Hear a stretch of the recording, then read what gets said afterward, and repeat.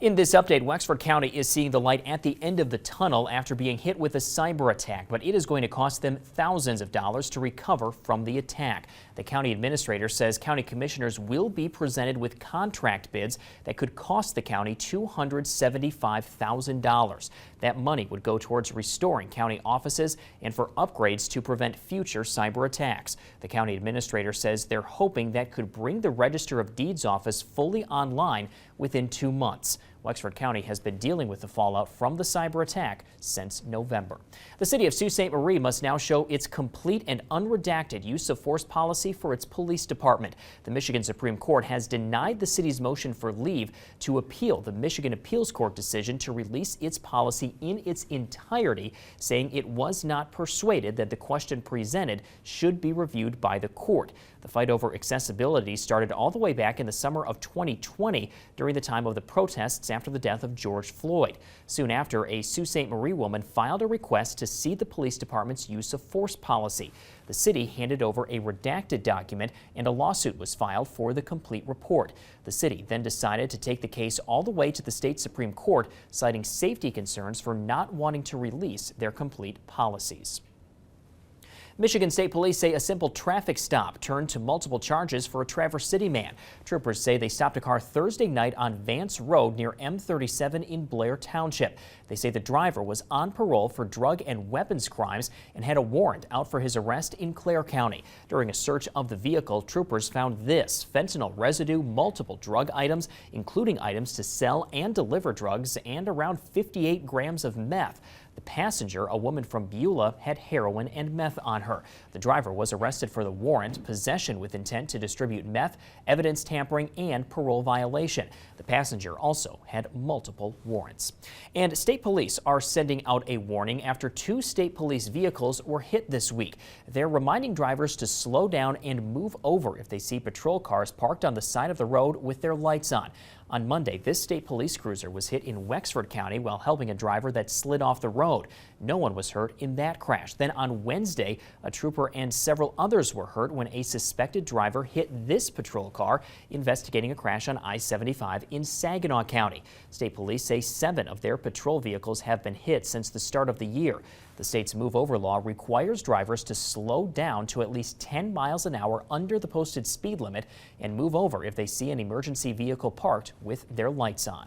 The messy drive many of us felt with this morning is not letting up. You are seeing just how messy it is for drivers right now on US 131 as we get you a live look over our 9 and 10 headquarters weather camera.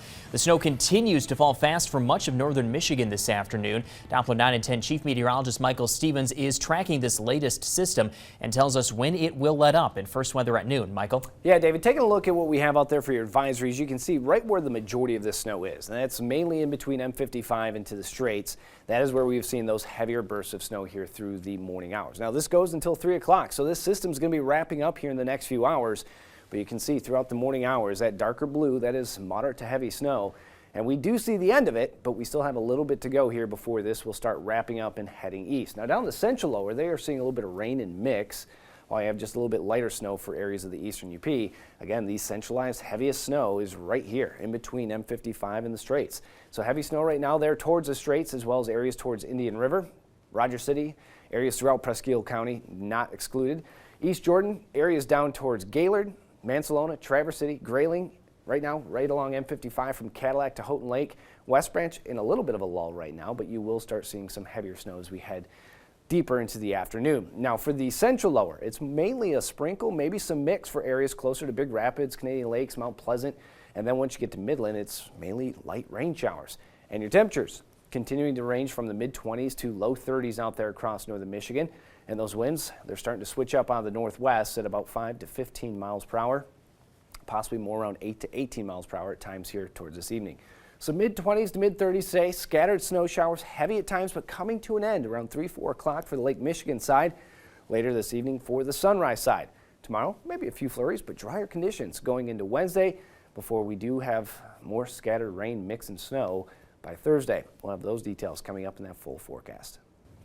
President Trump said on social media today that he has spoken with Canada's Justin Trudeau this morning and will speak to him again this afternoon as a trade war looms. The president's plan to impose 25% tariffs on Canada and an additional 10% levy on goods from China is set to take effect at midnight, triggering likely retaliation. Natalie Brand has the latest from the White House. From automakers to home builders, farmers and restaurants, businesses may be breathing a sigh of relief over news President Trump's tariffs on Mexican goods have been put on pause. I'm a little worried just because prices are going to go up. Leonardo Gomez says the family-owned grocery store he manages in Milwaukee relies on products from Mexico. Our tomatoes, our avocados, our limes, and I'm just talking about produce. The Trump administration's executive order had threatened 25% tariffs on imports from Canada and Mexico as part of an effort to curb illegal drugs and immigration. We may have short-term some little pain, and people understand that, but long-term, the United States has been ripped off by virtually every country. But Mexico's president said Monday tariffs have been paused for a month as the country beefs up border security. Canada had vowed 25% retaliatory tariffs, but President Trump said he is planning to talk to Prime Minister Justin Trudeau again this afternoon. We didn't ask for this, but we will not back down. The Trump administration is still planning a 10% levy on goods from China. The Trump administration is also taking aim at the U.S. Agency for International Development. Trump advisor Elon Musk says the agency is on the verge of being shuttered. Staffers of USAID, which distributes billions of dollars of humanitarian aid and foreign assistance, were instructed to stay out of the agency's headquarters Monday, and hundreds reported being locked out of their computers.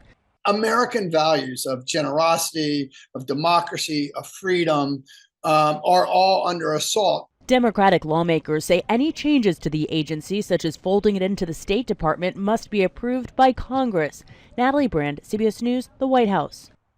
And here in Michigan, those looming tariffs would have a huge impact on our state. Canada is Michigan's top import partner, and these tariffs would cost the state roughly $28 billion if they come to fruition.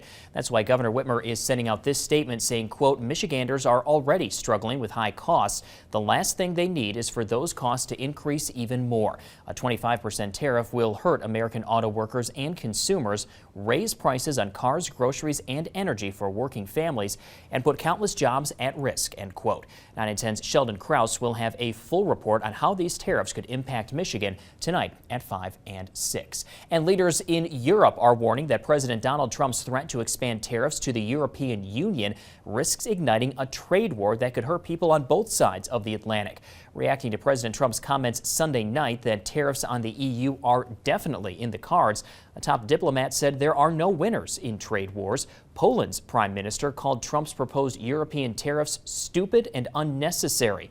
President Trump hinted that Britain, which left the EU back in 2020, might be spared from the new taxes. If the United States and the U.S. start the trade war, then the one laughing on the side is China. We are very interlinked. We need America, and America needs us as well. The UK government insists its trading relationship with the United States is fair and balanced. And Wall Street is swinging this afternoon between sharp and more modest losses as stock markets around the world sank on concerns President Donald Trump's tariffs may ignite a punishing trade war. You're taking a live look at the numbers from midday trading on the Dow Jones Industrial. Right now it is slipping by 130 points to 44,414. The Nasdaq is down 49 points at this hour. The S&P 500 is down 250. We are learning more details this afternoon about the Kalkaska man accused of being on the run after being involved in a crash that killed another man. Cody Hockridge, who you see here, was caught in Antrim County Saturday after being on the run since July. He was the driver in a crash that killed Timothy Alberts. Deputies say Hockridge did not stop at a stop sign, and that started the crash that later claimed Timothy's life. Cody was caught this weekend in Antrim County when deputies searched a home. They say their canine found him hiding under a floor in the house. Hockridge and the homeowner are now both in police custody. We are working to learn more information on Hockridge's arrest, and we'll have that for you tonight at 5 and 6. Also new this afternoon, Cadillac police are investigating a shooting near the Harborview Apartments. Police say they were called to the apartments just before 3 this morning about reports of gunshots. When they got to the scene, they saw an entrance door and window to the complex with bullet holes. Right now, they are looking for the person behind that shooting. And new at noon, state police say this Sault Ste. Marie man and woman are accused in a meth investigation in Crawford County. Troopers say once they stopped William Watson and Jennifer Vincent in Grayling Township Wednesday night, they started acting erratically and had conflicting stories on where they were coming from. Troopers found 2 8-balls of meth on Vincent along with other drug-related items. Vincent is now charged with delivering meth. Watson is charged with having meth. Crews are starting to remove wreckage from the Potomac River from last week's deadly plane collision. That mid-air crash between an Army helicopter and airliner was the deadliest U.S. air disaster since 2001. Investigators have recovered and identified 55 of the 67 people killed in the crash. D.C. Fire says they are confident all will be found. Crews were seen today on board a vessel with a crane. You're looking at video of that right now. More than 300 responders were taking part in the recovery effort at any given time. 2 Navy barges were also deployed to lift heavy wreckage. On Sunday, family members were taken in buses with a police escort to the banks of the Potomac River near where the 2 aircraft came to rest after colliding. Federal investigators are still working to piece together the events that led up to the mid-air collision. Full investigations typically take a year or more, but investigators hope to have a preliminary report within 30 days. And a critical aviation warning system that went down Saturday is now back up and running. The Notice to Air Missions system enables pilots to download flight details before they fly. It is separate from the air traffic control system that keeps planes a safe distance from each other, but it is another critical tool for air safety. Transportation Secretary Sean Duffy said the backup system was engaged Saturday, but the lead system is back online and working. The system, which Duffy called old, has gone down before. An outage in January 2024 briefly halted all U.S. flights. Vice President J.D. Vance is in East Palestine, Ohio right now to mark 2 years since the train derailment there. On this day in 2023, a Norfolk Southern train skidded off the tracks, and the derailment sent more than 1 million pounds of hazardous chemicals into the soil, water, and air. The contamination was compounded when 5 tankers containing toxic chemicals were vented and burned.